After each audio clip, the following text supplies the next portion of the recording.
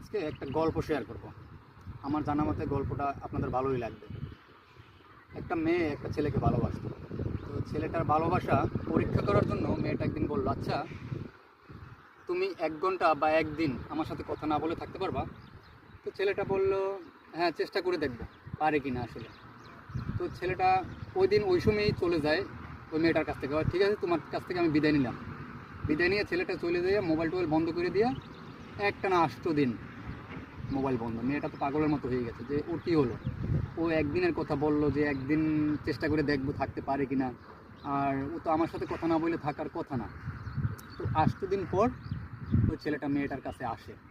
আসার পরে মেয়েটা জিজ্ঞেস করলো, কী ব্যাপার, তোমার সাথে কথা ছিল আমার 1 ঘন্টা বা একদিন, তুমি আমার সাথে কথা না বলে থাকবা, আর তুমি 8 দিন কীভাবে থাকলা?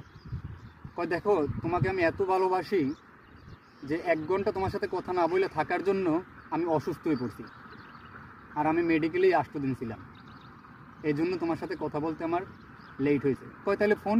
কয় ফোন চার্জ ছিল না, বন্ধ ছিল। তাই কমেন্টে আপনারা বলেন যে কার ভালোবাসাটা আসলে সঠিক, মেয়েটার না ছেলেটার? পরীক্ষায় কে পাশ করলো? কমেন্টে বলে যাবেন।